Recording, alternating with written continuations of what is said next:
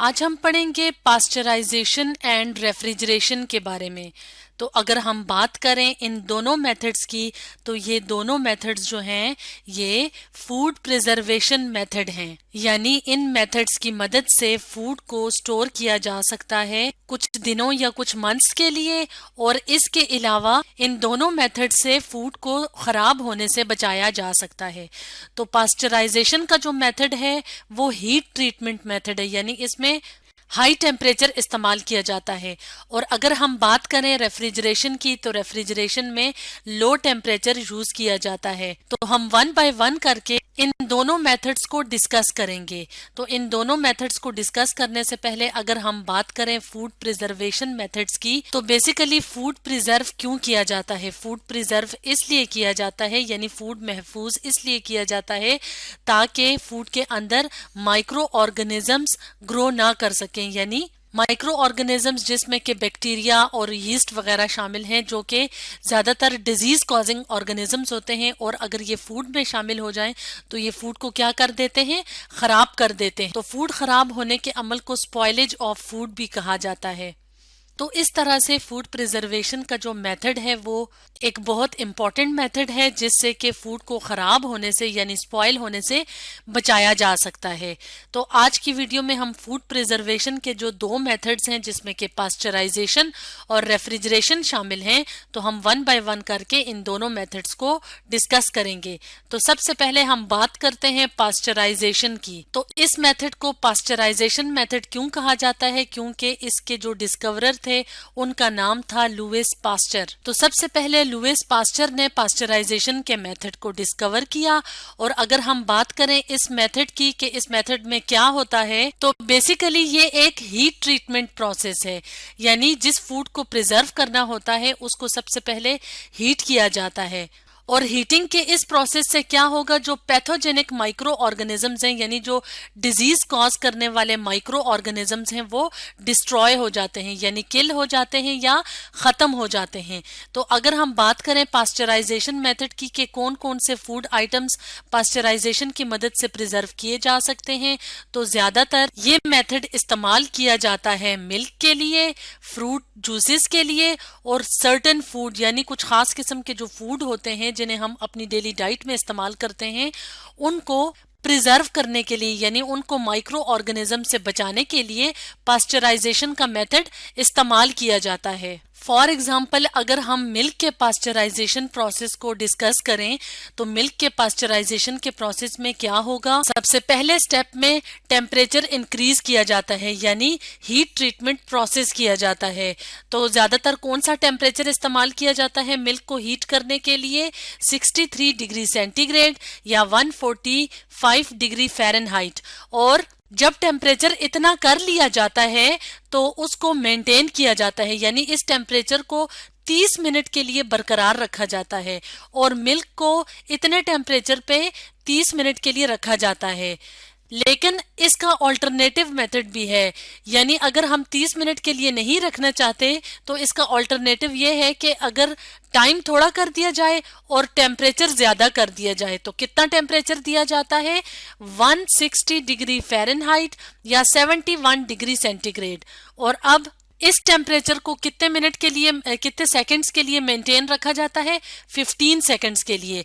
तो इस तरह अगर टेम्परेचर ज्यादा कर दिया जाए तो टाइम क्या होगा? कम, यानी मिल्क को 15 सेकंड्स के लिए 71 डिग्री सेंटीग्रेड पे हीट किया जाता है। और जैसे ही इसको हीट किया जाता है उसके फौरन बाद इसकी कूलिंग की जाती है, यानी रैपिडली जो सेकंड स्टेप है वो किया जाता है। और सेकंड स्टेप में कूलिंग का जो प्रोसेस है वो किया जाता है, और इसमें टेम्परेचर कितना होता है?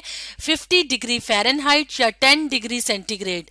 तो इस तरीके से क्या होता है कि मिल्क के अंदर जो माइक्रो ऑर्गेनिजम्स मौजूद होते हैं वो डिस्ट्रॉय हो जाते हैं, यानी वो किल हो जाते हैं या खत्म हो जाते हैं। तो पास्चराइजेशन के मेथड को हम इस डायग्राम की मदद से भी देख लेते हैं। तो जैसे कि इस डायग्राम में मुख्तलिफ चैम्बर्स दिखाए गए हैं। तो अगर हम ये रेड वाले चैम्बर की बात करें तो इसका मतलब है कि यहाँ पे हीटिंग दी जा रही है, यानी यहाँ पे टेम्परेचर हाई है। और अगर हम ये ब्लू वाले चैम्बर की बात करें तो यहाँ पे मिल्क को कूल किया जा रहा है। तो यहाँ पे क्या होता है कि फ्रेश मिल्क ऐड किया जाता है और उसको सबसे पहले हीट किया जाता है।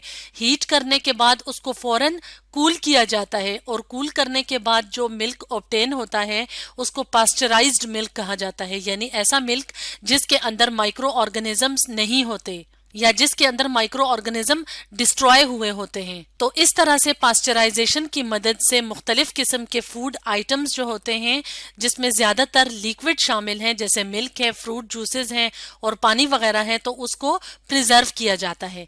अब हम बात करते हैं रेफ्रिजरेशन की। तो जैसे कि हमने वीडियो के स्टार्ट में बताया था कि रेफ्रिजरेशन जो है वो फूड प्रिजर्वेशन मेथड है, लेकिन इस मेथड में लो टेम्परेचर इस्तेमाल किया जाता है। तो रेफ्रिजरेशन के मेथड से ज्यादातर किस चीज को प्रिजर्व किया जाता है? फ्रूट्स को और वेजिटेबल्स वगैरह को।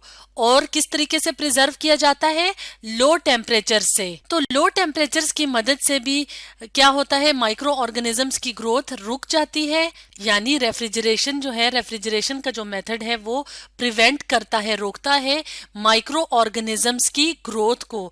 तो इस तरीके से जो फूड आइटम्स होते हैं उनको लो टेम्परेचर की मदद से प्रिजर्व किया जा सकता है। और अगर हम बात करें घरों में इस्तेमाल होने वाले रेफ्रिजरेटर्स की, तो इनका जो टेम्परेचर होता है वो नॉर्मली रखा जाता है 4.7 डिग्री सेंटीग्रेड से -7 डिग्री सेंटीग्रेड तक, यानी टेम्परेचर लो रखा जाता है ताकि फूड आइटम ज्यादा अरसे तक प्रिजर्व रहें और माइक्रो ऑर्गेनिजम्स ग्रो ना कर सकें। तो अगर हम बात करें कमर्शियल फ्रीजर्स जो होते हैं जिनमें ज्यादा क्वांटिटी में फूड आइटम्स रखे जाते हैं और फूड जो कमर्शियल फ्रीजर्स हैं उनमें ज्यादा लंबे अरसे के लिए स्टोर किया जाता है, तो इस तरह से जो कमर्शियल फ्रीजर्स डिजाइन किए जाते हैं उनका टेम्परेचर हाउस होल्ड रेफ्रिजरेटर्स के मुकाबले में मजीद कम होता है। तो आइडियल जो टेम्परेचर होता है कमर्शियल फ्रीजर्स का वो या तो 0 डिग्री फ़ारेनहाइट होता है या 0 डिग्री फ़ारेनहाइट से कम होता है। और अगर हम डिग्री सेल्सियस की बात करें तो ये बराबर होता है, 0 डिग्री फ़ारेनहाइट बराबर होता है 17.7 के, यानी ऑलमोस्ट 18 डिग्री यानी -18 डिग्री सेल्सियस के बराबर होता है 0 डिग्री फ़ारेनहाइट टेम्परेचर। तो इस तरह से जब कमर्शियल फ्रीजर्स के अंदर इतना लो टेम्परेचर रखा जाता है तो माइक्रो ऑर्गेनिजम्स ग्रो नहीं करते। और इसका फायदा ये होता है कि जो फूड आइटम्स होते हैं वो ज्यादा लंबे अरसे तक प्रिजर्व होते हैं। इसके अलावा ज्यादातर जो फूड आइटम्स होते हैं उनका टेक्सचर यानी उनकी शेप और उनकी न्यूट्रिएंट वैल्यू भी कम नहीं होती। तो अगर हम इन दोनों टाइप के रेफ्रिजरेटर्स और फ्रीजर को देखें, यानी जो हाउस होल्ड रेफ्रिजरेटर्स हैं तो वो इस तरह के होते हैं और उनका टेम्परेचर कितना होता है 4.7 डिग्री सेंटीग्रेड से लेके -7 डिग्री सेंटीग्रेड तक। और अगर हम बात करें कमर्शियल फ्रीजर्स की जिनके अंदर फूड आइटम्स को लंबे अरसे के लिए स्टोर किया जाता है, तो उनका टेम्परेचर होता है 0 डिग्री फ़ारेनहाइट या -18 डिग्री सेंटीग्रेड। तो इस तरह से पास्चराइजेशन और रेफ्रिजरेशन के मेथड से माइक्रो ऑर्गेनिजम्स की ग्रोथ को रोका जा सकता है और फूड को प्रिजर्व किया जा सकता है। तो आज हमने पढ़ा पास्चराइजेशन एंड रेफ्रिजरेशन के बारे में।